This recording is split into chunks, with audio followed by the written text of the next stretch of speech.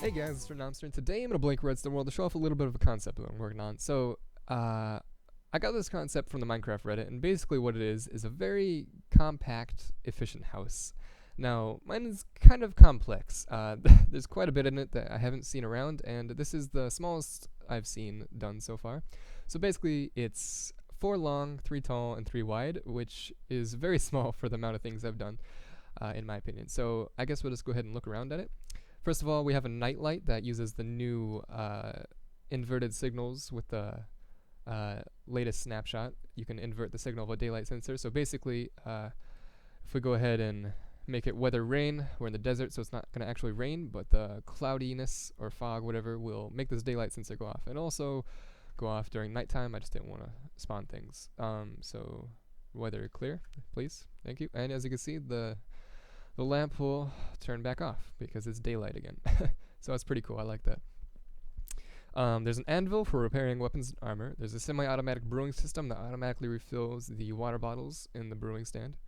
There's a storage chest specifically for storage, unlike the other chests that are for automatic things. There is a crafting table. There is an enchantment table that's really only good for level 1 enchants, but they're still there. There's a semi-automatic smelting system. You have a food chest up here and a coal chest over here, and they both go into this furnace right here that's accessible from the inside and outside, just like most things of this. There's an alarm system using note blocks. There is a slime block cannon. There is a cauldron that's catches water when it rains, but it's really only good for removing the dyes from banners and leather armor rather than filling up with water bottles, because there's a water block there that could be used for the water bottles for the brewing system.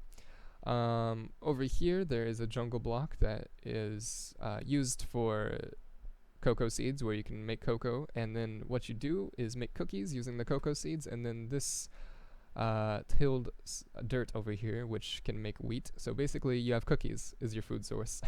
And I think that's just about all it from the outside. I guess you have Mushroom Steve down here, but he is interchangeable with the redstone block that is a necessity for shooting the slime block cannon. So if we come inside, basically no mob can get in, basically. You can get shot through this little hole, but you can also shoot out it as well, so that's the point of that. But I needed a repeater for the slime block cannon. It also propels entities as well, if you want to shoot yourself out, I suppose. It works just as well. But basically, there's no entrance for mobs at all. Maybe, actually. I don't actually know if they can reach through this minecart through the hole. I haven't tested it. That'd be pretty funny, actually, if a mob decided to get into your house like that.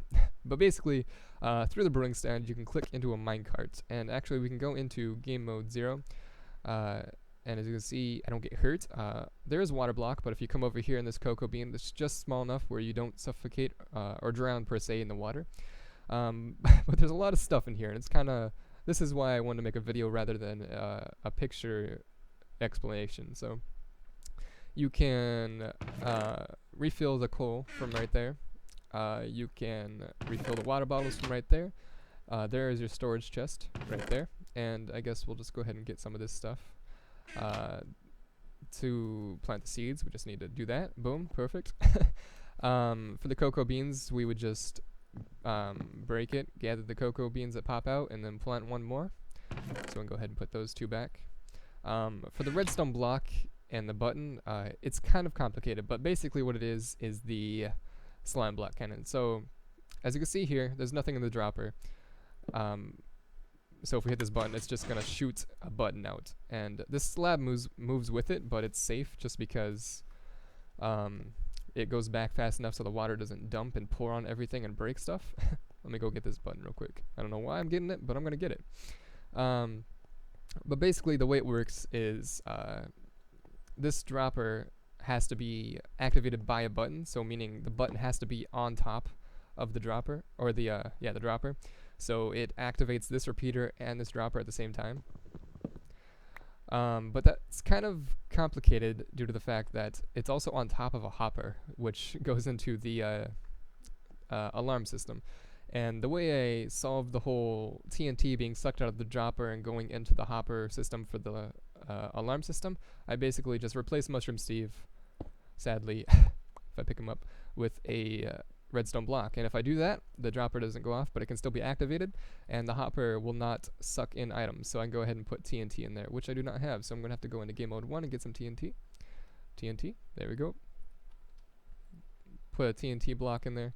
And then if we go back into game mode 0, I haven't actually shot this cannon yet, so I hope it works. If we go back into game mode 0, we can get back into our minecart. See, we don't get hurt or anything. We need a button right there, and hopefully... Wait. That's supposed to be a dispenser, not a dropper. I shot a TNT block at it. Okay, 1 second.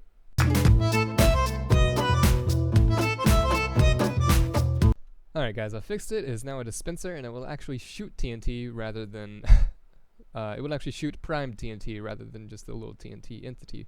So, yeah. So basically, what you do is you put a button here. It'll break the button, move this slab, and do a bunch of stuff, but... oh, the nightlight turned on. Beautiful. Essentially, it'll shoot a TNT block, hopefully. Yes! It actually worked. I'm so happy I didn't have to rebuild this. But as you can see, it only moves about 10 feet, but I have this little window here so you can actually see through. And that was weird. The cocoa bean grew into me, so now I can move inside of it. I'm sure if I walk out and walk back in, it won't let me, but that's pretty neat. Anyways, so that's the slime block cannon. Yep. Here, let me go into game mode 1 to be able to break this redstone block. If we break it, and I guess replace it with Mushroom Steve, why not? We can now go ahead and start the alarm system. Yep, that's it. So, tell me what you guys think. I guess it's a little bit different from other videos I've done before, but I just wanted to have a take at it. That's weird. Yeah, I just wanted to have a take at it. I thought I did a good job. There's a lot of automation in this, or semi-automation, I guess. I didn't see anything including a cannon, so I think it's pretty cool. So tell me what you guys think. Like if you're new here, and I'll see you in the next video.